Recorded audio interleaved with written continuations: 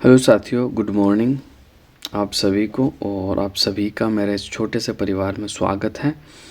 अब अपन चर्चा जो करने वाले हैं, आज फूड सेफ्टी ऑफिसर के पेपर की चर्चा करने वाले हैं। इसमें देखो, पेपर के पीछे वाले पार्ट में जो राजस्थान इतिहास से जो संबंध जो टॉप क्वेश्चन पूछे गए, पहले अपन राजस्थान इतिहास वाला पार्ट हल करेंगे, फिर आप ज्योग्राफी और आर्ट कल्चर के सवाल लेने वाले हैं। तो देखो, सबसे पहले इस पेपर के बारे में बता दूं तो बिल्कुल लेटेस्ट पेपर है आपका, 2023 में हुआ था जून में, ठीक है। और आरपीएससी का कैसा पैटर्न है वो भी आप देख लेना। दूसरा, अगर आप तैयारी करो फर्स्ट ग्रेड, सेकंड ग्रेड और थर्ड ग्रेड या असिस्टेंट प्रोफेसर, स्कूल लेक्चरर, किसी भी एग्ज़ाम की तैयारी करो तो आप ज़रूर चैनल के साथ जुड़े। एक बेहतर तरीके से, एक बेहतर कंटेंट के साथ मैं आपकी अच्छे से तैयारी करवाने वाला हूँ, ठीक है। इसके अलावा भी अगर आरपीएससी आप में किसी अदर एग्ज़ाम की भी तैयारी करो जिसमें राजस्थान जीके आपका एग्ज़ाम्स में पूछा जाता है, तो आप बिल्कुल चैनल के साथ जुड़ सकते हो। नो डाउट, कोई भी संदेह नहीं है। आराम से जुड़ के अपनी तैयारी करो। एक बेहतरीन कंटेंट मैं आपको देने वाला हूँ। इसके अलावा देखो, कोई भी नया बंदा है जो हमारे चैनल से जुड़ा हुआ है, तो मैं आपको बता देता हूँ, आरएसएसबी बोर्ड के मैंने 100+ पेपर हल करवा लिए। इससे आपकी पटवारी की तैयारी हो, आपके वीडियो की तैयारी हो, पशु परिचर की तैयारी हो, आपके जूनियर अकाउंटेंट की तैयारी हो, आईएन की तैयारी हो, जीएन की तैयारी हो। इसके अलावा आपके एग्रीकल्चर सुपरवाइज़र है, संगणक है, कंप्यूटर टीचर है, किसी भी एग्ज़ाम की आप तैयारी कर रहे हो तो बिल्कुल इन पेपरों का सॉल्यूशन देख लो, आपकी बेहतर तैयारी हो जाएगी। और आरपीएससी के भी मैंने 100+ पेपर हल करवा रखे। अगर आप ये 200 पेपर कंप्लीट कर लेते हो तो आपका पूरा राजस्थान जीके, पूरा राजस्थान का राज्य व्यवस्था, पूरा भारत का इतिहास भी आपका क्लियर हो जाएगा। तो बढ़ते हैं, आज पहले सवाल देख लेते हैं। पीछे की तरफ से अपने सवाल है तो मैं आपको सीधा ही पीछे ले चलता हूँ। लास्ट में आपके सवाल है 139 से स्टार्ट है, यहाँ से आपके ये सवाल स्टार्ट है। फर्स्ट क्वेश्चन आपके सामने है। तो पहला क्वेश्चन आपके सामने है, देखते हैं पहला क्वेश्चन क्या है। तो भरतपुर जिले के किस गांव में उत्खनन से ताम्रयुगीन सभ्यता के अवशेष मिले हैं? तो इसका जो आपका सही आंसर हो जाएगा, बिल्कुल मैं बात करना चाहूँ तो बिल्कुल कौन सा इसका राइट आंसर हो जाएगा, तो ऑप्शन नंबर 2 जो है आपका बिल्कुल राइट आंसर हो जाएगा। अब नौ सभ्यता की मैं बात कर लूँ तो आपको बिल्कुल याद रखना है कौन से ज़िले में थी, आपके भरतपुर ज़िले में है। इसके उत्खनन की बात कर लूँ तो इसका उत्खनन जो किया गया था 1963 1963 से 64 के मध्य किया गया था। किसके द्वारा किया गया था? आरसी अग्रवाल के द्वारा किया गया था, ठीक है। ये फैक्ट भी आपको याद रखना है। इसके अलावा देखो, मैं और बात कर लेता हूँ। तो यहाँ से देखो, एक शुगकालीन यक्ष की प्रतिमा मिली है जिसे जाख बाबा प्रतिमा भी कहा जाता है। यहाँ की सबसे महत्वपूर्ण कलाकृति है, ठीक है। कई बार ये जाख बाबा की मूर्ति आपको एग्जाम में पूछ लिया गया है। तो जाख बाबा की जो मूर्ति प्राप्त हुई थी वो 9 भरतपुर से आपको प्राप्त हुई है। इसके अलावा मैं बात कर लूँ तो यह तांबे के सिक्के भी प्राप्त हुए। इसके अलावा यह उत्खनन में 5 सांस्कृतिक युगों के अवशेष प्राप्त हुए, ठीक है।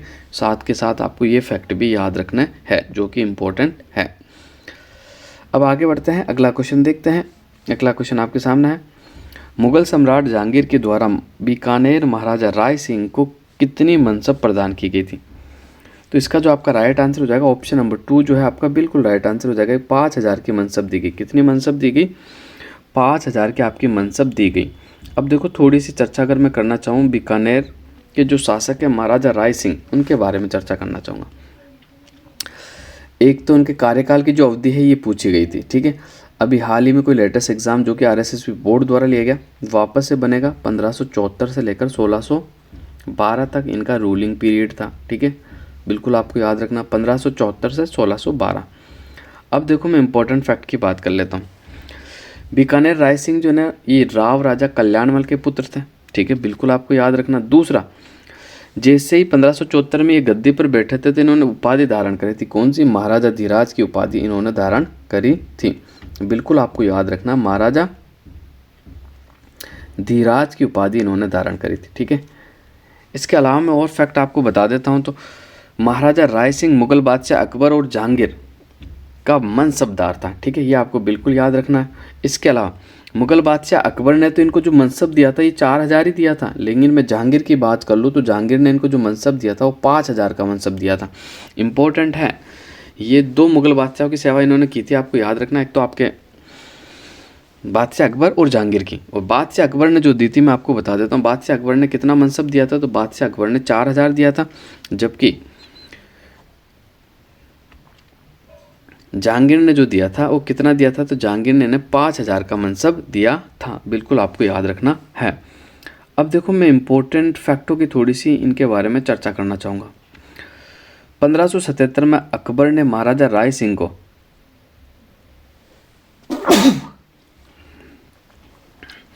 51 प्रगने दिए थे। भाई कितने प्रगने दिए थे आपको बिल्कुल याद रखना, 51 प्रगने दिए थे, ठीक है। इसके अलावा मुगल बादशाह जहांगीर ने महाराजा राय सिंह को आपका 5000 का मनसब दिया था, ठीक है, जो कि मैं आपको पहले बता दिया हूँ। इसके अलावा जूनागढ़ किले का जो निर्माण करवाया गया था वो राय सिंह के द्वारा करवाया गया था। देखो जूनागढ़ किले का जो निर्माण हुआ था आपका 1589 में स्टार्ट हुआ था और 1594 में आपका कंप्लीट हुआ था। किनकी देख रेख में बनवाया गया था आपको बिल्कुल याद रखना, करमचंद की देख रेख में आपका बीकानेर का जूनागढ़ किले का निर्माण करवाया गया। इसके अलावा देखो मैं थोड़ी सी चर्चा कर लूँ कि राय सिंह को राजपुताने का कर्ण कहा जाता है। तो राजपुताने का कर्ण किसने कहा था, तो ये मुंशी देवी प्रसाद ने कहा था। किसने कहा था, मुंशी देवी प्रसाद के द्वारा आपका राय सिंह को राजपुताने का कर्ण कहा गया। अब देखो इंपॉर्टेंट फैक्टों की मैं बात करता हूँ, इसलिए मैं कहता हूँ आप चैनल के साथ जुड़िए, बहुत बेहतर तैयारी करवाने वाला हूँ। आप assistant professor, first grade, second grade, third grade, पटवार, वीडियो, कोई भी एग्ज़ाम्स की तैयारी कर रहा हूँ, कोई सा भी आपका एग्ज़ाम हो, 4th ग्रेड से लेकर जो 1st ग्रेड तक के जो एग्ज़ाम है आपके सारों की मैं बेहतर तैयारी करवाने वाला हूँ। तो मैं बताने वाला हूँ महाराजा राय सिंह की आपको किताबें, महाराजा राय सिंह की जो पुस्तकें हैं उनके बारे में चर्चा करने वाला हूँ। और शायद ये पुस्तकें आपने पहली बार सुनी हो और यहाँ से सवाल एग्ज़ाम में बनेगा। देखो इनकी 4 ग्रंथ हैं, 4 पुस्तक हैं। सबसे पहले तो आपका राय सिंह महोत्सव, पहली बुक का नाम क्या है, राय सिंह महोत्सव, ठीक है, आपको याद रखना। दूसरी बुक की मैं बात कर लेता हूँ, तो देखो दूसरी कौन सी बुक है इनकी, ज्योतिष रत्नमाला। कौन सी, ज्योतिष रत्नमाला। और तीसरी बुक की मैं बात कर लूँ तो बाल बोधिनी, ये एक टीका है, आपको याद रखना, ठीक है, बाल बोधिनी एक टीका है। इसके अलावा मैं आखिरी वो पुस्तक की बात कर लूँ तो वैदिक वंशावली। कौन सी वंशावली, वैदिक वंशावली। ये जो 4 पुस्तकें हैं ये आपके महाराजा राय सिंह की। राय सिंह महोत्सव का संबंध आपके ज्योतिष विद्या से, ज्योतिष रत्नमाला का संबंध भी ज्योतिष विद्या से, बाल बोधिनी जो कि एक टीका है, ठीक है, बिल्कुल आपको याद रखना, इसका संबंध भी ज्योतिष विद्या से, और वैदिक वंशावली जिसका संबंध आपके चिकित्सा से, ठीक है, ये फैक्ट भी आपको याद रखना है। इसके अलावा देखो मैं और इम्पोर्टेंट फैक्टों की थोड़ी सी चर्चा करना चाहूँ अगर आपसे, तो बिल्कुल आपको याद रखना है कि महाराजा राय सिंह के जो दरबारी विद्वान थे ना, एक तो आपके थे जेता, दूसरे आपके थे जयसोम। 2 दरबारी विद्वान थे, इनके बारे में मैं आपसे चर्चा करना चाहता हूँ। जेता जो कि महाराजा राय सिंह का दरबारी विद्वान था, इन्होंने राय सिंह प्रस्तुति के जो रचयिता है कौन है, जेता है, और राय सिंह प्रस्तुति बीकानेर जूनागढ़ के किले पे लगी हुई। दूसरे में जयसोम की बात कर लूँ तो जयसोम महाराजा राय सिंह के दरबारी विद्वान थे। इन्होंने कौन सी बुक लिखी है, सबसे बड़ी बुक लिखी है, उसका नाम अगर मैं आपको बताना चाहूँ तो क्या है, करमचंद्र वंशो उत्कीर्णम काव्यम नामक पुस्तक जो लिखी गई है, किसके द्वारा, जयसोम के द्वारा लिखी गई है। बिल्कुल आपको याद रखना। इसमें से देखो एक सवाल बनता है, इसी पुस्तक में महाराजा राय सिंह को राजेंद्र नाम से पुकारा गया है।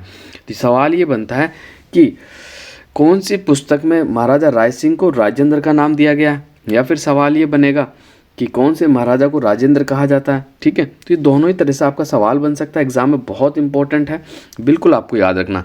अब आगे सवाल कैसे बनेगा, तो आपको एक तो ये पूछा जा सकता है कि महाराजा राय सिंह के दरबारी विद्वान कौन थे, एक तो जयिता, एक जयसोम। देखो इसके अलावा थोड़ी सी मैं और चर्चा करना चाहूँ तो इनके एक छोटे भाई थे, उनका नाम था पृथ्वीराज राठौड़। यहाँ से बार बार एग्जाम में सवाल बनते पृथ्वीराज राठौड़ से। एक पृथ्वीराज सिसोदिया, वो उड़ना राजकुमार, उसकी बात नहीं कर रहा हूँ, मैं कर रहा हूँ पृथ्वीराज राठौड़ की, जो कि राय सिंह के छोटे भाई थे, ठीक है। मुगल बादशाह अकबर ने पृथ्वीराज राठौड़ को गागरोन का किला दे दिया था जागीर में, ठीक है, आपको बिल्कुल याद रखना। दूसरा मैं बात कर लूँ लुईगी पियो तैसीतोरी को, जो कि पृथ्वीराज राठौड़ को डिंगल का हेरोस कहा था। किसने कहा था डिंगल का हेरोस, लुईगी पियो तैसीतोरी द्वारा कहा गया, यानी एलपी तैसीतोरी कह दो आप।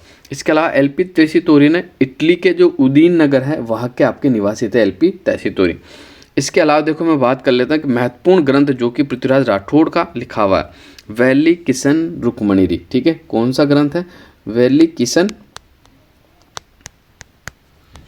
रुक्मणीरी, रुक्मणीरी। ठीक है, ये ग्रंथ जो है ना बहुत इंपॉर्टेंट है, यहाँ से बार बार सवाल बनता, फ्यूचर में भी आपका पक्का सवाल बनेगा, तो थोड़ा सा मैं इसके बारे में बताना चाहूँगा।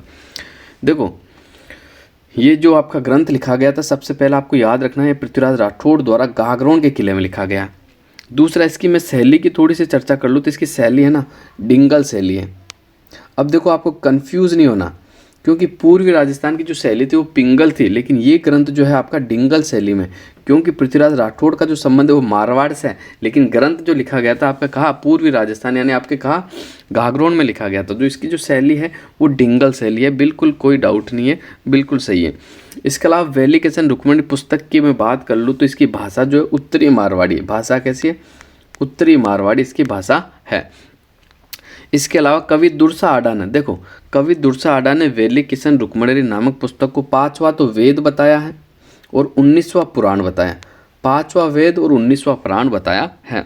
देखो कर्नल जेम्स टोड ने इस ग्रंथ के बारे में एक महत्वपूर्ण बात बताई थी, उसके बारे में थोड़ी सी चर्चा करना चाहूँगा। देखो कर्नल जेम्स टोड ने इस ग्रंथ के बारे में ये बताया था कि वैली किशन रुक्मणीरी जो नामक ग्रंथ है इसमें 10,000 घोड़ों का बल है। कितने? 10,000 घोड़ों का बल है। ये कथन आपको एग्जाम्स में पूछा जा सकता है, इम्पोर्टेंट है, आईएमपी लगा के अपने नोट्स में ज़रूर ऐड करें इसे। ठीक है, तो मैंने देखो पूरा आपका राइसिंग क्लियर करवा दिया, इससे रिलेटेड जो भी फैक्ट आपको एग्जाम में पूछे जाएंगे सारे फैक्ट बता दिए मैंने। अब बढ़ता है अगले क्वेश्चन की ओर। जयपुर में राजनीतिक चेतना के उदय और विकास में निम्न में से किसने योगदान दिया था? तो अगर मैं इसकी बात करना चाहूँगा तो इसका जो आपका राइट आंसर हो जाएगा कौन सा हो जाएगा? जयनारायण व्यास, अर्जुन लाल सेठी, माणिक्यलाल वर्मा और बिल्कुल आपका जो राइट आंसर हो जाएगा आखिरी ऑप्शन भोगीलाल पांड्या। तो इसका जो सही आंसर कौन सा होगा? तो इसका जो सही आंसर है आपका अर्जुन लाल सेठी। ऑप्शन नंबर 2 जो है आपका बिल्कुल राइट आंसर हो जाएगा। अब देखो अर्जुन लाल सेठी के बारे में अगर मैं थोड़ी सी चर्चा करना चाहूँ तो देखो इनसे है ना बार बार एग्जाम में सवाल पूछा जाता है, इनके बारे में मैं आपको थोड़ी सी अच्छी डिटेल दे देता हूँ बार बार कि जहाँ से अगर सवाल बने तो आपका सवाल गलत नहीं हो। देखो अर्जुन लाल सेठी के मैं जन्म की बात कर लेता हूँ तो इनका जन्म हुआ था 1880 के अंदर। कहाँ हुआ था? जयपुर के अंदर हुआ था, जैन परिवार में। और इन्होंने जो है इलाहाबाद कॉलेज से BA किया था। इन्हें चोमू जिले के कलेक्टर का पद मिला था। ठीक है, जिलाधीश थे ये चोमू के जिलाधीश का पद मिला था, लेकिन इन्होंने अपने पद को ठुकरा दिया। क्या कहते हैं? देखो मोस्ट इंपॉर्टेंट है, अगर सेठी नौकरी करेगा तो अंग्रेजों को देश से बाहर कौन निकालेगा? ये कथन बार बार एग्जाम में पूछा जाता है। सेठी नौकरी करेगा तो अंग्रेजों को देश से बाहर कौन निकालेगा? अब देखो सवाल कैसे बनेगा, वो सेठी को तो देश में लिख देगा, बाकी नौकरी करेगा तो अंग्रेजों को कौन बाहर निकालेगा? ये कथन किसका? तो अर्जुन लाल सेठी का। ठीक है, अर्जुन लाल सेठी को देखो राजस्थान का ददीची कहा जाता है। क्या कहा जाता है भाई? बिल्कुल आपको याद रखना, राजस्थान का ददीची। सवाल बड़ा इंपॉर्टेंट है, एग्जाम में बनेगा। राजस्थान का ददीची किसे कहा जाता है? अर्जुन लाल सेठी को राजस्थान का ददीची कहा जाता है। इसके अलावा मैं इनके उपनामों की ओर बात कर लूँ तो जयपुर के जनजागृति के जनक थे। इसके अलावा मैं बात कर लूँ तो राजस्थान का लोकमान्य तिलक, राजस्थान का जो लोकमान्य तिलक है वो भी अर्जुन लाल सेठी को ही कहा जाता है। इसके अलावा देखो मैं बात कर लेता हूँ और इम्पोर्टेंट फैक्ट की। देखो अर्जुन लाल सेठी ने चोमू में देवी सिंह के यहाँ शिक्षक भी रहे थे। 1905 में अर्जुन लाल सेठी ने जैन शिक्षा प्रचारक समिति की स्थापना करी थी। 1905 की बात कर रहा हूँ मैं। कौन सी समिति? जैन। देखो बिल्कुल आपको याद रखना कौन सी समिति होगी आपकी? जैन शिक्षा प्रचारक समिति की जो स्थापना करी थी वो 1905 में करी थी। ठीक है, मैं जैन वर्धमान पाठशाला की बात नहीं कर रहा हूँ, मैं बात कर रहा हूँ जैन शिक्षा प्रचारक समिति। कौन सी समिति? प्रचारक समिति की जो स्थापना हुई थी वो 1905 में हुई थी। उसके बाद थोड़ी सी मैं चर्चा कर लूँ तो देखो 1908 में फिर जैन वर्धमान पाठ्यशाला के नाम से इसे जयपुर में स्थानांतरित कर दिया गया। और इसका जो मुख्य उद्देश्य था ना उसकी मैं थोड़ी सी बात कर लूँ तो इसका जो मुख्य उद्देश्य था क्या था? क्रांतिकारी युवकों को यहाँ तैयार करना और क्रांतिकारियों को प्रशिक्षण देना। ये जैन वर्धमान पाठ्यशाला का मुख्य उद्देश्य था, जिसकी स्थापना अर्जुन लाल सेठी के द्वारा की गई थी। इसके अलावा देखो 1912 में जो हार्डिंग बम कांड था उसके बारे में थोड़ी सी चर्चा करना चाहूँगा मैं।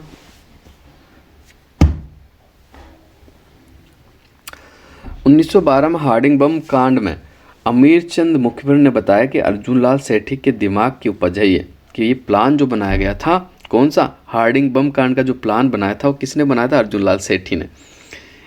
तो फिर 1915 की बात कर लूँ तो सशस्त्र क्रांति राजस्थान की जिम्मेदारी अर्जुन लाल सेठी को सौंपी गई। अर्जुन लाल सेठी ने ही मोतीचंद और 4 विद्यार्थियों को निमाज आरा हत्याकांड जो हुआ था, आरा हत्याकांड जो कि बिहार में जैन संत को लूटने के लिए भेजा गया था।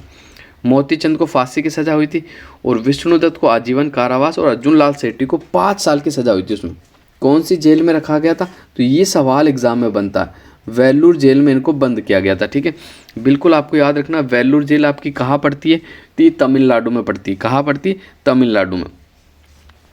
इसके अलावा मैं बात कर लूँ तो वेल्लूर जेल में सेठी जी ने 70 दिन तक भूख हड़ताल भी की थी, ये भी आपको याद रखना। इसके अलावा वेल्लूर जेल से वापस आते ही महाराष्ट्र के अंदर बाल गंगाधर तिलक ने इनका ज़ोरदार स्वागत भी किया था। ठीक है, इसके अलावा मैं बात कर लूँ इनके अंतिम जीवन की, तो देखो सेठी जी ने अंतिम समय जो इनका जीवन का व्यतीत हुआ था वो अजमेर की दरगाह में हुआ था। इन्होंने अपना नाम बदलकर करीम खान रख लिया था। ठीक है, बिल्कुल आपको याद रखना। इसके अलावा इनकी अंतिम जो इच्छा थी कि मुझे दफनाया जाए, तो इनको फिर दफनाया गया था। इनकी देखो पुस्तकों की बात कर लेता हूँ जो कि एग्जाम्स में पूछी जाती है, पूछी भी गई है और वर्तमान में जो एग्ज़ाम है उनमें वापस से रिपीट होगी। तो इनकी जो एक तो किताब, एक तो शूद्र मुक्ति है। कौन सी है, शूद्र मुक्ति। दूसरी मैं बात कर लूँ स्त्री मुक्ति। कौन सी मुक्ति, स्त्री मुक्ति। शूद्र मुक्ति और स्त्री मुक्ति। इसके अलावा एक जो इनकी किताब है परामर्श यज्ञ। कौन सी है, परामर्श यज्ञ, परामर्श यज्ञ। इसके अलावा इनकी एक और पुस्तक है जो बार बार एग्जाम में पूछी जाती है, मदन पराज्य। कौन सी पुस्तक है, मदन पराज्य। ये 4 ग्रंथ जो मैंने आपको बताए ये अर्जुन लाल सेठी के हैं और बार बार आपके एग्जाम्स में पूछे जाते हैं, बिल्कुल आपको याद रखना होगा। अब बढ़ते हैं अगला क्वेश्चन की ओर। अगला क्वेश्चन देख लेते हैं जो कि आपके सामने है। निम्नलिखित युग्मों में से कौन सा युग्म सुमेलित है, ये आपको बताना है। तो देख लेते हैं कौन सा युग्म आपका सुमेलित है। तो देखो ऑप्शन नंबर फर्स्ट ही आपका सुमेलित है भाई। ऑप्शन नंबर फर्स्ट जो है रूपाजी करपाजी का संबंध ही आपके बेगू किसान आंदोलन से था। इसका जो राइट आंसर भी है वो भी आपका ऑप्शन नंबर 1 ही है। अब देखो अगर बेगू किसान आंदोलन की अगर थोड़ी सी मैं चर्चा करना चाहूँगा तो बेगू नामक स्थान आपका कहाँ पड़ता है, ये आपका चित्तौड़गढ़ में पड़ता है। कहाँ पड़ता है, चित्तौड़ में पड़ता है। और बेगू मेवात रियासत का प्रथम श्रेणी ठिकाना था। ठीक है, और मेवात रियासत में कुल कितनी ठिकाने और जागीर थे, आपको याद रखना 16 तो जागीर और 16 यहाँ पे ठिकाने थे। ठीक है, जागीर और ठिकाना एक ही होता, अलग अलग नहीं होता, या जागीर कह दो या ठिकाने आप कह सकते हो। इसके अलावा देखो बेगू किसान आंदोलन का जो शुरुआत हुई थी 1921 में हुई थी। या धाकड़ किसानों ने मैनाल के भैरकुंड नामक स्थान से बेगू किसान आंदोलन आपका प्रारंभ किया था। इसके अलावा मैं बात कर लूँ तो 1922 में अजमेर में विजय सिंह पथिक ने किसानों और बेगू के सामंत अनूप सिंह चुड़ावत से समझौता करवा दिया था। ठीक है, इसके अलावा मेवाड़ रियासत ने इस समझौते को अस्वीकार भी कर दिया था और अंग्रेज अधिकारी ट्रेंच ने इस समझौते को बोलेस्विक समझौता कहा था। कौन सा समझौता, ये बार बार पूछा जाता। बोलेस्विक समझौता का जो संबंध है वो किससे है, तो आपको बिल्कुल याद रखना है बेगू किसान आंदोलन से। किससे है, बेगू किसान आंदोलन से इसका संबंध है। इसके अलावा देखो मैं बात कर लेता हूँ और इम्पोर्टेंट फैक्टों की, तो आपको बिल्कुल याद रखना बेगू किसान आंदोलन के दौरान 1923 में विजय सिंह पथिक को गिरफ्तार भी किया गया था। बेगू किसान आंदोलन के जो प्रमुख कारण थे ना, एक तो यहाँ 53 प्रकार के कर लिए जाते थे, भू राजस्व अधिक लिया जाता था, लांटा कुंता व्यवस्था के कारण और बेगार व्यवस्था के कारण इस आंदोलन की शुरुआत आपकी हुई थी। और इसी आंदोलन में एक हत्याकांड हुआ था, उसके बारे में ज़रूर मैं आपसे चर्चा करना चाहूँगा, गोविंदपुरा हत्याकांड। अब सवाल कैसे बनता है, गोविंदपुरा हत्याकांड का संबंध कौन से आंदोलन से है। दूसरा सवाल क्या बन सकता है, गोविंदपुरा हत्याकांड आपका कब हुआ था। तीसरा सवाल क्या बन सकता है कि गोविंदपुरा हत्याकांड के दौरान कौन से 2 किसान शहीद हुए थे। देखो 3 टाइप के मैंने आपको सवाल बताए। सबसे पहले मैं बात कर लूँ गोविंदपुरा हत्याकांड आपके बेगू किसान आंदोलन में हुआ, तिथि कब हुआ था, तो आपको याद रखना 13 जुलाई 1923 को। कब, 1923 को आपका ये गोविंदपुरा हत्याकांड हुआ था। ठीक है, गोविंदपुरा हत्याकांड जो कि राजस्थान के चित्तौड़गढ़ जिले में गोविंदपुरा गांव में हुआ था और 13 जुलाई 1923 को हुआ था। या बेगू किसान आंदोलन के दौरान गोविंदपुरा गांव के किसानों की सभा पर अंग्रेज अधिकारी ट्रेंच ने गोलियां चलवाई थी। ये भी इंपॉर्टेंट है कि भाई गोविंदपुरा हत्याकांड के अंदर कौन से अंग्रेज ने गोलियां चलवाई थी, तो ट्रेंच ने चलवाई थी। ठीक है, और इसमें 2 किसान शहीद हुए थे, तो आपके रूपाजी धाकड़, दूसरा आपके करपाजी धाकड़। ठीक है, दोनों का नाम आपके सामने लिखा हुआ है, रूपाजी धाकड़ और करपाजी धाकड़, जो कि शहीद हुए थे। ठीक है, तो ये फैक्ट भी आपको बिल्कुल याद रखना। बेगू किसान आंदोलन के मैं अन्य केंद्रों की बात कर लो तो एक तो चांदखेड़ी गांव और मंडावरी गांव का संबंध भी आपके बेगू किसान आंदोलन से था।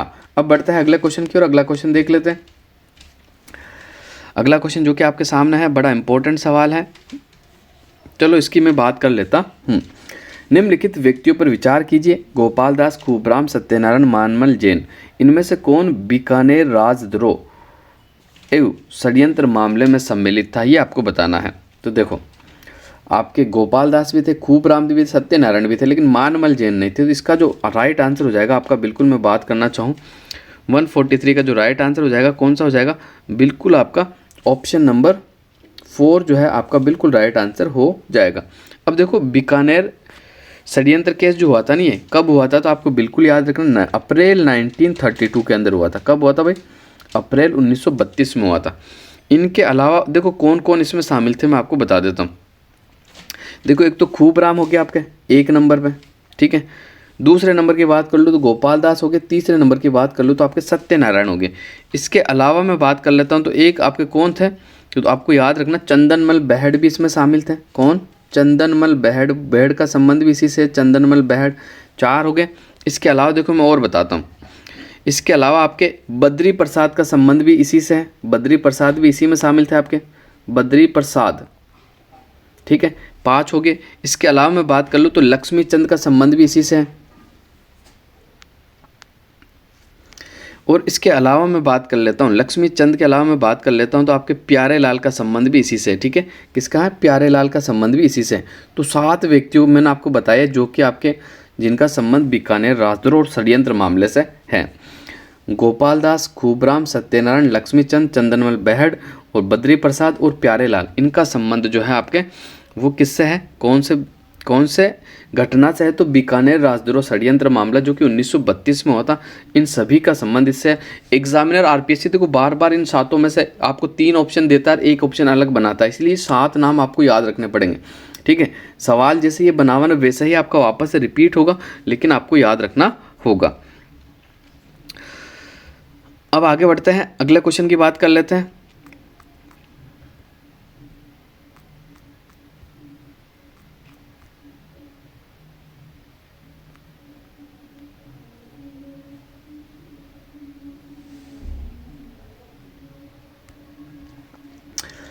राजस्थान के एकीकरण में तृतीय चरण को संयुक्त राजस्थान में शामिल किया गया था। तो देखते हैं तृतीय चरण। अब देखो, यहाँ से मैं आपको बहुत इंपॉर्टेंट फैक्ट आपसे शेयर करने वाला हूँ जो कि आपके एग्ज़ाम की दृष्टि से बड़ा इंपॉर्टेंट है। देखो, सबसे पहले मैं बात कर लेता हूँ इसके सही आंसर की। तो देखो, इसका जो सही आंसर हो जाएगा आपका ऑप्शन नंबर 3 हो जाएगा। तीसरे चरण में केवल एकमात्र रियासत शामिल हुई थी आपकी उदयपुर। ठीक है, तीसरा चरण कब हुआ था ये आपका मैं क्लियर कर देता हूँ। तो तीसरा चरण जो हुआ था आपका, बिल्कुल आपको याद रखना, 18 अप्रैल 1948 को हुआ था। इस चरण का नाम क्या था, तो आपके सामने लिखा हुआ संयुक्त राजस्थान है। इस चरण के जो आपके राज प्रमुख कौन थे, तो आपको बिल्कुल याद रखना, इस चरण के आपके जो राज प्रमुख बने थे, कौन बने थे, महाराणा भोपाल सिंह बने थे।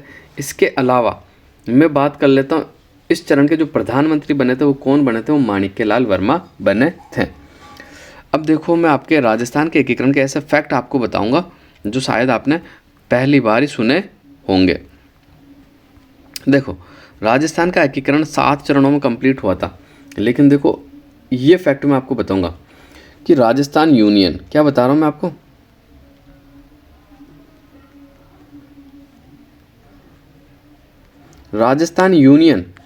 राजस्थान यूनियन नाम से एक संघ बनाना चाहते थे मेवाड़ के महाराणा भोपाल सिंह, जिसमें राजस्थान, गुजरात और मालवा के छोटे बड़े राज्यों को मिलाकर एक बड़ी इकाई यानी राजस्थान यूनियन बनाने के उद्देश्य से 1946 में उदयपुर में एक सम्मेलन का भी आपका आयोजन हुआ था, किंतु जयपुर, बीकानेर, जोधपुर रियासत ने इस यूनियन के प्रस्ताव को अस्वीकार कर दिया था।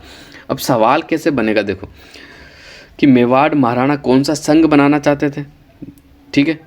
और दूसरा कि इसके अंदर कौन कौन से राज्यों को शामिल किया था, राजस्थान, गुजरात और मालवा को शामिल किया था, लेकिन परंतु बाद में ये अपने उद्देश्य में शामिल नहीं हो सके थे।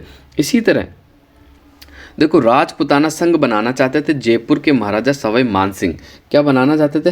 राजपुताना संघ। कौन सा संघ बनाना चाहते थे? राजपुताना संघ बनाना चाहते थे।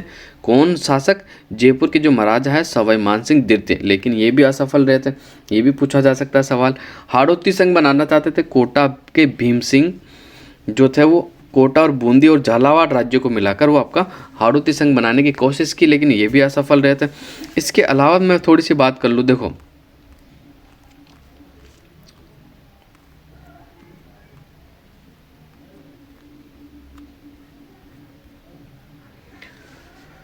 तो वागड़ संघ बनाना चाहते थे आपके डूंगरपुर के महाराव लक्ष्मण सिंह, और बांसवाड़ा, कुशलगढ़, लावा, प्रतापगढ़ राज्यों को इसमें मिलाना चाहते थे, लेकिन ये भी अपने उद्देश्य में कामयाब नहीं हो सके थे। अब देखो, मैं इंपॉर्टेंट फैक्ट आपको बताना चाहूँगा। देखो, राजस्थान के एकीकरण में एक ऐसी रियासत थी जिसका 2 सोपानों में विलय हुआ था। तो कौन सी रियासत थी, आपको ये याद रखना, वो रियासत थी आपकी सिरोही। कौन सी रियासत थी? सिरोही रियासत थी, जिसका विलय 2 चरणों में हुआ था, ठीक है।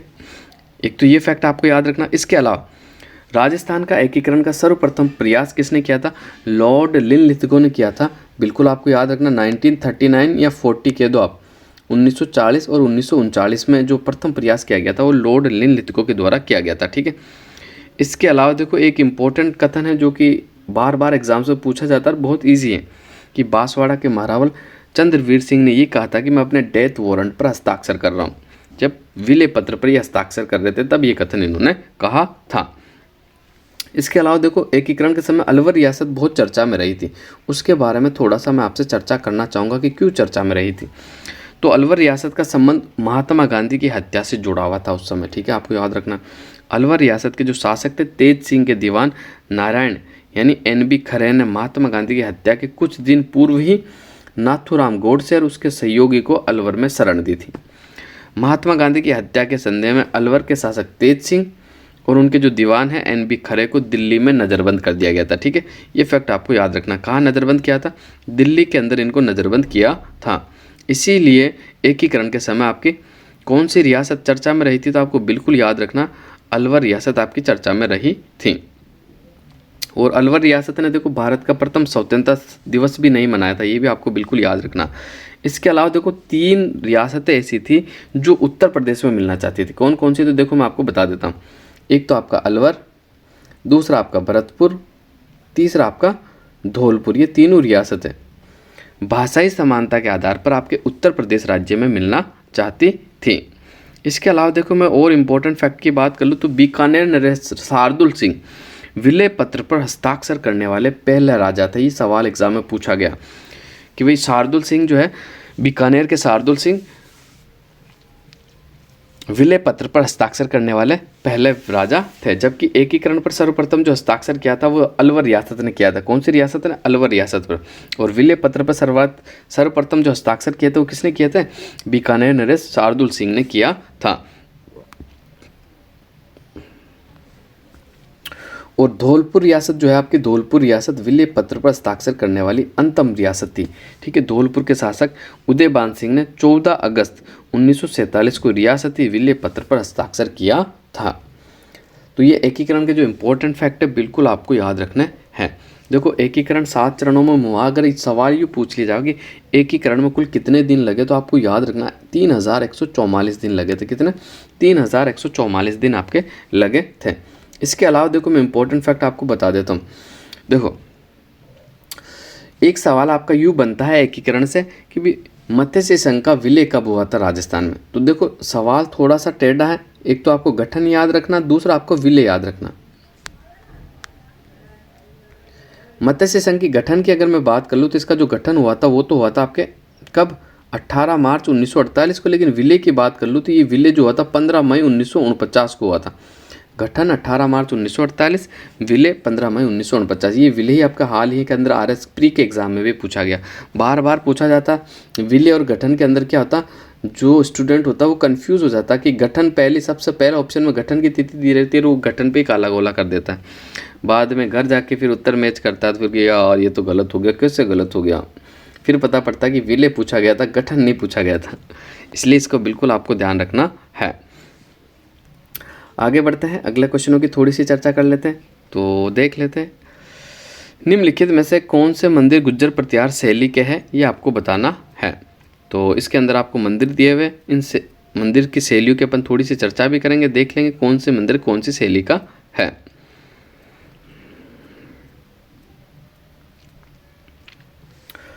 तो 145, देखो 145 की मैं चर्चा करना चाहूँगा। तो गोट मांगलोद का दधी माता का मंदिर आपके गुज्जर प्रतिहार शैली का है। किराड़ू के सोमेश्वर मंदिर गुज्जर प्रतिहार शैली के। जगत अंबिका का माता, ये भी आपका गुज्जर प्रतिहार शैली का। तो इसका जो राइट आंसर हो जाएगा ऑप्शन नंबर 1 आपका बिल्कुल सही आंसर हो जाएगा। ठीक है, अब देखो थोड़े से मैं इंपॉर्टेंट फैक्ट की बात कर लेता हूँ, तो आपको बिल्कुल याद रखना। राजस्थान में एक आपकी शैली है पंचायतन शैली। कौन सी शैली है? पंचायतन शैली। ये शैली होती क्या है इसके बारे में आपको बता देता हूँ। आपने रटा तो खूब होगा ये मंदिर पंचायतन शैली का, ये मंदिर पंचायतन शैली का, लेकिन पंचायतन शैली क्या है वो भी तो आपको पता होना चाहिए, उसका कन्फ्यूज़न भी तो आपका क्लियर होना चाहिए, तभी तो आपको मज़ा आएगा पढ़ने में। तो पंचायतन शैली के बारे में थोड़ा सा मैं आपको ज़रूर बताना चाहूँगा, जो कि इम्पोर्टेंट है। देखो इसमें मैं आपको बताता हूँ। देखो वह शैली जिसमें एक मुख्य देवता विष्णु और जिसके चारों किनारों पर 4 अन्य देवता जैसे शिव, सूर्य, शनि और गणेश के छोटे छोटे मंदिर होते हैं, उन्हें क्या कहा जाता है? पंचायतन शैली कहा जाता है। देखो ये मुख्य मंदिर हो गया विष्णु जी का आपका, और इसके 4 कोनों पर 4 अन्य मंदिर बने हुए होता है, इसे पंचायतन शैली कहा जाता है। ठीक है, जैसे शिव जी का हो गया, ये सूर्य देव का हो गया, शनि महाराज का हो गया, ये आपका गणेश का हो गया। ठीक है, तो ये अन्य 4 मंदिर बने होते हैं, इसी शैली को आपको पंचायतन शैली कहा जाता है। और सबसे प्रमुख मंदिर की बात करूँ ना मैं इसका, तो ओसिया जो जोधपुर वाला जो मंदिर है ना, ओसिया वाला, ये आपका बिल्कुल पंचायतन शैली में बना हुआ है। एक होती है आपके कच्छपात शैली। कौन सी शैली? कच्छपात शैली। कच्छपात शैली यानी आप जानते हो जो कछुए के आकार के जो मंदिर बने होते हैं उसे कच्छपात शैली के नाम से जाना जाता है। बिल्कुल आपको याद रखना। इसके अलावा देखो और बता देता हूँ मैं आपको, एक होता है आपका एकायतन शैली। एकायतन शैली यानी जो मंदिर केवल एक ही देवता को समर्पित होता है उसे एकायतन शैली के मंदिर कहा जाता है। इसके अलावा देखो थोड़ी सी मैं चर्चा कर लेता हूँ। नागर शैली जिसे आर्य शैली के नाम से भी जाना जाता है, उत्तरी भारत की शैली है। इसमें मंदिर में विशाल गुम्बद और विशाल गर्भगृह होता है। द्रविड़ शैली की बात कर लो तो दक्षिण भारत में प्रचलित है। ठीक है, और राजस्थान में द्रविड़ शैली का सबसे पहला जो मंदिर आपका वो है धौलपुर का चोपड़ा मंदिर। कौन सा? धौलपुर का चोपड़ा मंदिर। इसके अलावा बैसर शैली की बात कर लो तो द्रविड़ और नागर शैली का मिश्रण है, और मध्य भारत में सर्वाधिक इसी शैली में आपके मंदिर बने हुए हैं। अब मैं आपको बता देता हूँ इंपॉर्टेंट फैक्ट जो कि आपको याद रखने हैं। देखो राजस्थान में गुप्तकालीन मंदिर कौन कौन से हैं उनके बारे में आपको बताना चाहूँगा। ये सवाल बार बार पूछा जाता है। मारू गुज्जर शैली या आपके गुप्तकालीन मंदिर। ठीक है, इसके अलावा मारू सोलंकी शैली के मंदिर कौन सा है? तो देखो मैं गुप्तकालीन मंदिर की बात कर लूँ तो राजस्थान में गुप्तकालीन मंदिर है आपका, एक तो शीतलेश्वर महादेव का मंदिर। कौन सा मंदिर? शीतलेश्वर महादेव का मंदिर जो कि झालावाड़ में पड़ता है। दूसरा आपका है चार चौमा। कौन सा मंदिर? चार चौमा मंदिर जो कि कोटा में पड़ता है। तीसरे मंदिर की मैं बात कर लूँ तो कणसोवा मंदिर जो कि शिव जी को समर्पित है, ये भी आपका कोटा में है। एक आपका दर्रा मंदिर। कौन सा मंदिर? दर्रा मंदिर, ये भी आपका कोटा में। एक आपका माखनगंज मंदिर। कौन सा? माखनगंज मंदिर। ये पांचों ही मंदिर आपके गुप्तकालीन मंदिर है। पांचों मंदिरों की लोकेशन आपके कोटा में है। बिल्कुल आपको याद रखना, पांचों ही मंदिर गुप्तकालीन मंदिर की श्रेणी में रखे गए हैं। इसमें अगर मैं शीतलेश्वर मंदिर की बात कर लूँ तो यहाँ से आपका सवाल बना था कि राजस्थान का पहला प्राचीनतम तिथि युक्त मंदिर कौन सा है, तो ये आपका कौन सा? शीतलेश्वर महादेव का मंदिर है। जिसमें कौन सी तिथि लिखी हुई है? तो आपको बिल्कुल याद रखना 689 ईस्वी में इसका निर्माण करवाया गया था। अब देखो मैं और फैक्ट अगर आपसे शेयर करना चाहूँगा तो आपको बिल्कुल याद रखना, गुज्जर प्रतिहार शैली के प्रारंभिक मंदिरों की बात कर लेता हूँ। प्रारंभिक मंदिर कौन कौन से थे तो आपको याद रखना, सूर्य मंदिर ओसिया जोधपुर, हरिहर मंदिर ओसिया जोधपुर, महावीर मंदिर ओसिया जोधपुर, कालिका मंदिर चित्तौड़गढ़, हर्षत माता मंदिर आबानेरी दौसा। ये 5 जो मंदिर मैंने आपको बताए, ये आपके गुज्जर प्रत्यार शैली के प्रारंभिक मंदिर थे। ठीक है, बिल्कुल आपको याद रखना है। अब इसके अलावा देखो मैं आपको बता देता हूँ, गुज्जर प्रत्यार शैली के विकसित मंदिर, प्रारंभिक शैली के मंदिर तो बता दिए, लेकिन गुज्जर प्रत्यार शैली के जो विकसित मंदिर है उनके बारे में थोड़ी सी अपन चर्चा करना चाहेंगे। देखो ये दोनों ही गुज्जर, अगर सवाल यूँ बने ना आपका कि भाई गुज्जर प्रत्यार शैली का मंदिर कौन सा है, तो देखो प्रारंभिक जो मंदिर है ये भी आपके गुज्जर प्रत्यार शैली में आते हैं और विकसित मंदिर ये भी आपके गुज्जर प्रत्यार शैली में आते हैं। लेकिन प्रारंभिक मंदिर तो मैंने आपको 5 बताए, जबकि विकसित मंदिर जो है इनके बारे में थोड़ी सी चर्चा करना चाहूँगा। कामेश्वर महादेव मंदिर अव्वा पाली वाला, रणछोड़ मंदिर खेड़ बालोतरा वाला, नकटी माता का मंदिर आपका जय भवानीपुर जयपुर ग्रामीण वाला, मरकंडी माता का मंदिर आपका निमांच पाली में, ददी माती माता का मंदिर गोट मांगलोद वाला, आदिवरा का मंदिर आपका आहड़ वाला, हर्षनाथ मंदिर आपका रेवासा वाला, और घाटेश्वर मंदिर आपका बाड़ोली वाला, नीलकंठेश्वर मंदिर आपका जसनगर नागौर वाला, और आपका सोमेश्वर मंदिर किराड़ू। ये जो है आपके गुज्जर प्रत्यार शैली के विकसित मंदिर हैं, जो कि आपको याद रखने हैं। यहाँ से बार बार आपके सवाल पूछे जाते हैं। अब देखो इस क्वेश्चन में जो सवाल पूछा गया था ना कि भाई कौन सा मंदिर आपका गुज्जर प्रत्यार शैली का नहीं है, तो ये वाला मंदिर आपका गुज्जर प्रत्यार शैली का नहीं है, तो कौन सी शैली का है ये मैं आपको बताना है। तो राजस्थान में देखो आपके जो मारू गुज्जर शैली है ये तो कौन सी है, महामारू शैली गुज्जर प्रत्यार शैली होती है, लेकिन मारू गुज्जर जो शैली है वो सोलंकी शैली को कहा जाता है। सोलंकी शैली के राजस्थान में आपके 2 मंदिर है, एक तो संचयाय माता का मंदिर ओसिया, एक समिदेश्वर मंदिर चित्तौड़गढ़। ये दोनों ही मंदिर जो है आपके सोलंकी शैली में बने हुए, इसलिए इसका जो सही आंसर था कि आपके गुज्जर प्रत्यार शैली का जो मंदिर नहीं है ये समिदेश्वर मंदिर नहीं, क्योंकि ये सोलंकी शैली का आपका मंदिर है। इसके अलावा मैं बात कर लेता हूँ भूमिज शैली के मंदिरों की। तो भूमिज शैली का सबसे प्राचीनतम मंदिर तो आप सभी को पता है कौन सा मंदिर है, सेवाड़ी पाली वाला है। इसके अलावा महानालेश्वर मंदिर ये भी आपका भूमिज शैली में है, उंडेश्वर मंदिर ये भी आपका भूमिज शैली में जो कि बिजोलिया भीलवाड़ा में पड़ता है, अद्भुत नाथ का मंदिर ये चित्तौड़गढ़ वाला ये भी आपका भूमिज शैली में, सूर्य मंदिर रणकपुर पाली ये भी आपका भूमिज शैली का, सूर्य मंदिर जालरा पाटन वाला ये भी आपका भूमिज शैली में, और भिंड देवरा मंदिर रामगढ़ बारा वाला ये भी आपका भूमिज शैली का मंदिर है। बिल्कुल आपको याद रखना है। तो सारी शैली मैंने लगभग आपकी क्लियर करवा दी है। ये सारे आजकल देखो थोड़ा एडवांस लेवल में सवाल पूछा जाएगा, सवाल यूँ पूछा जाएगा आपसे कि निम्न में से कौन सा भूमिज शैली का मंदिर नहीं है। एक गुज्जर प्रत्यार शैली का मंदिर दे देंगे, 3 भूमिज शैली के दे देंगे, तो फिर आपको गुज्जर प्रत्यार शैली के मंदिर को अलग करना होगा। इस तरह से आपका सवाल बनता है। बढ़ते हैं अगले क्वेश्चन की ओर। गोविंद गुरु किस आंदोलन के नेता थे ये आपको बताना है। तो गोविंद गुरु की बात कर लो तो गोविंद गुरु किस आंदोलन के नेता थे, तो भील आंदोलन के नेता थे। राजस्थान में भील आंदोलन 2 ही थे आपके, कौन कौन से, एक तो भगत आंदोलन और दूसरा आपका एकी आंदोलन। भगत आंदोलन आपका किसके द्वारा चलाया गया था, ये आपके गुरु गोविंद के द्वारा चलाया गया था। एकी आंदोलन जो कि मोतीलाल तेजावत के द्वारा चलाया गया था। अब मैं थोड़ी गोविंद गुरु की बात कर लूँ तो देखो गोविंद गुरु ने संप सभा की स्थापना भी करी थी भीलों के उत्थान के लिए। कब करी थी ये एग्जाम में पूछा जाता है, 1883 में करी थी। ठीक है, बिल्कुल आपको याद रखना। इसके अलावा देखो मानगढ़ हत्याकांड भी जो हुआ था ना वो गोविंद गिरी के काल में हुआ था, आपको बिल्कुल याद रखना। इसकी तिथि आपको एग्जाम में पूछी जाती है, 17 नवंबर। मानगढ़ धाम हत्याकांड 17 नवंबर 1913 को हुआ था, जिसमें आपके 1500 भील स्त्री मारे गए थे। बिल्कुल आपको याद रखना कब हुआ था मानगढ़ धाम, तो मैंने आपको बता दिया है 17 नवंबर 1913 को। सीधी सीईटी में भी आपकी तिथि पूछी गई थी, बहुत इंपॉर्टेंट है, आपको बिल्कुल याद रखना है, इंपॉर्टेंट है, वापस से बता रहा हूँ मैं, बिल्कुल आपको याद रखना है। अब बढ़ते हैं अगले क्वेश्चन की ओर। अगला क्वेश्चन देख लेते हैं जो कि आपका नाथ द्वारा में श्रीनाथ की प्रतिमा के पीछे सज्जा के लिए प्रयुक्त चित्रित पर्दा कहलाता है। क्या कहलाता है ये आपको बताना है, तो वो पिछवाई कहलाता है। ऑप्शन नंबर 1 जो है आपका बिल्कुल राइट आंसर हो जाएगा। अब देखो इसमें राजस्थान चित्रशैली की बात हुई है तो मैं आपको कुछ इंपॉर्टेंट फैक्ट बताना चाहूँगा जो कि राजस्थान चित्रशैली से ही संबंधित है। देखो राजस्थान की चित्रकला का सर्वप्रथम विभाजन जो किया था वो किसने किया था, आनंद कुमार ने किया था। भाई किसने किया था, आनंद कुमार स्वामी के द्वारा आपका किया गया था। और इन्होंने एक पुस्तक भी लिखी थी, वो पुस्तक भी आपकी एग्जाम में पूछी गई, 1916 में लिखी गई थी, राजपूत पेंटिंग्स के नाम से। इसके अलावा देखो अदर फैक्ट मैं आपसे और शेयर करना चाहूँगा। राजस्थान चित्रशैली नाम सर्वप्रथम किसने दिया था, तो ये रामकृष्ण ने दिया था। देखो ऐसे सवाल आपके एग्जाम में पूछे जाएंगे, किसने दिया था, रामकृष्ण दास के द्वारा दिया गया था। और मैं बात कर लूँ राजस्थान चित्रकला के जो जनक है वो कौन है, तो महाराणा कुंभा है आपके। कौन है? महाराणा कुंभा। बिल्कुल आपको याद रखना, महाराणा कुंभा। और मैं बात कर लूँ राजस्थानी चित्रकला के प्रथम चित्रकार कौन है, तो राजस्थानी चित्रकला के जो प्रथम चित्रकार है वो कौन आपके, वो है आपके श्रृंगधर। कौन है भाई? श्रृंगधर। बिल्कुल आपको याद रखना है। और राजस्थानी चित्रकला के आधुनिक जनक कौन है, तो कुंदन लाल मिस्त्री है। कौन है भाई? कुंदन लाल मिस्त्री। ये सवाल भी एग्जाम में बन सकता है, बिल्कुल इंपॉर्टेंट है। राजस्थानी चित्रकला के आधुनिक जनक कुंदन लाल मिस्त्री।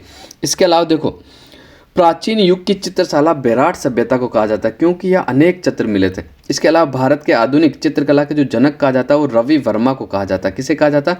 रवि वर्मा को आपका कहा जाता है। बिल्कुल आपको याद रखना है।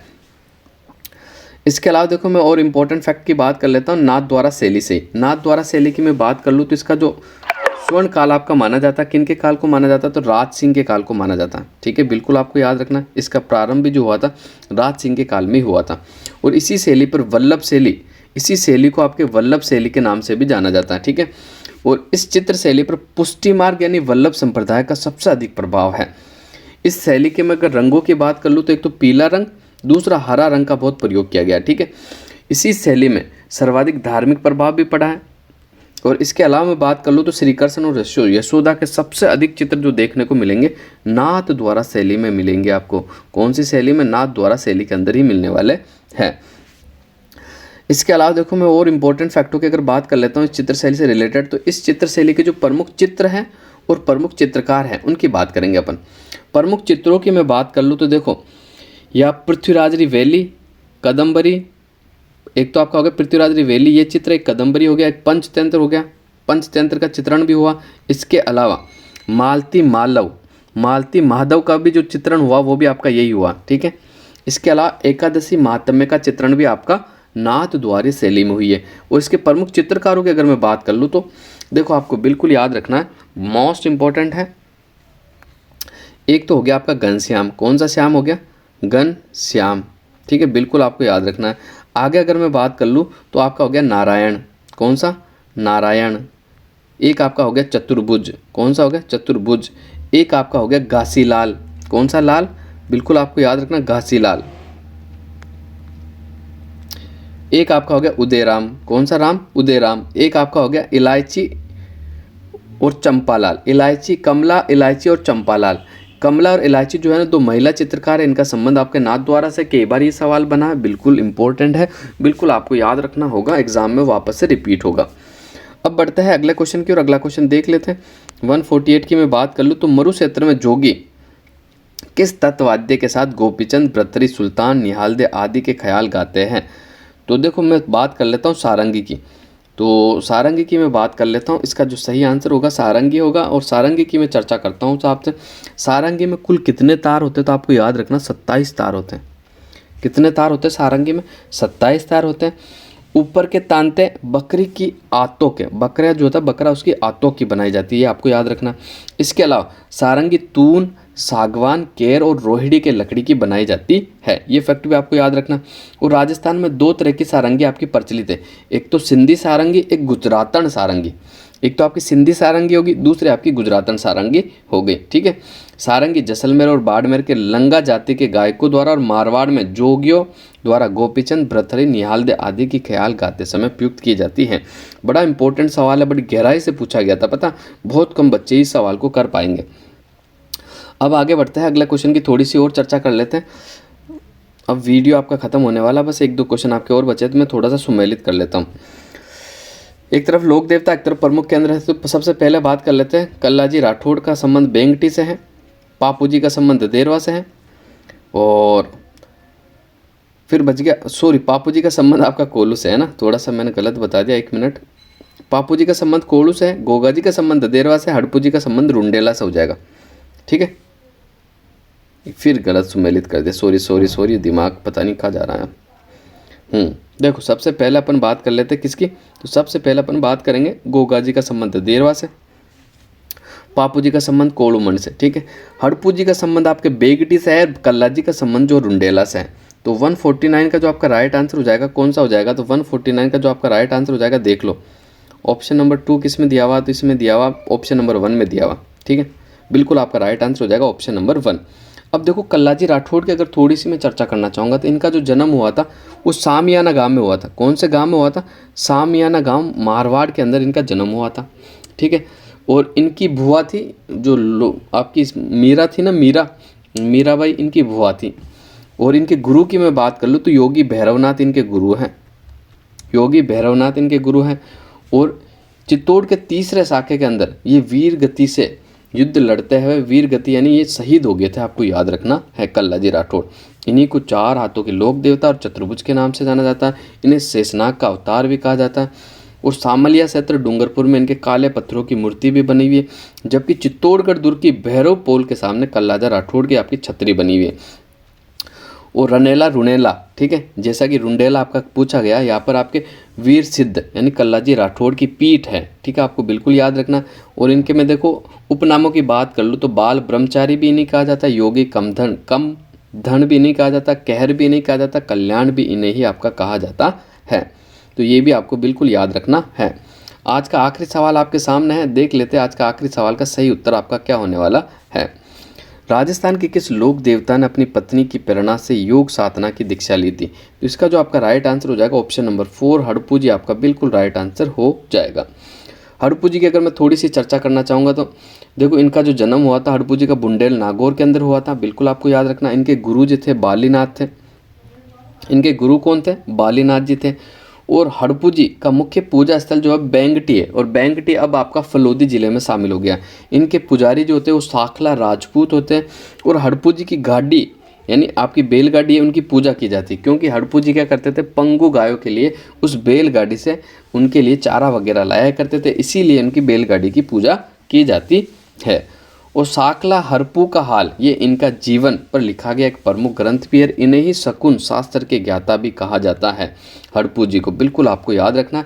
और ये हड़पू जी जो है रामदेव जी के मौसेरे भाई थे। ठीक है, ये सवाल भी आपका एग्जाम्स में पूछा गया है। इसके अलावा देखो मैं पंचपीर की थोड़ी सी चर्चा कर लेता हूँ। पंचपीर में कौन से लोक देवता शामिल है, ये अक्सर कन्फ्यूज करने वाला सवाल है, तो आपको याद रखना पंचपीर में एक तो आपके हो गए गोगा जी, ठीक है, दूसरा हो गया आपके रामदेव जी, ठीक है, तीसरे हो गए आपके पापू जी और हड़पू जी, चौथे हो गए आपके हड़पू जी और मांगलिया महाजी। ठीक है, ये 5 जो लोक देवता ये आपके पंचपीर में शामिल है। तो ये फैक्ट भी आपको साथ के साथ ही याद रखने हैं। तो आज की क्लास को यही विराम देते हैं। बाकी बचा हुआ पार्ट है जो मैं अगले पार्ट में आपको बिल्कुल करवा दूंगा क्लियर। तो मिलते हैं अगली क्लास में। आज के लिए बस इतना ही, धन्यवाद।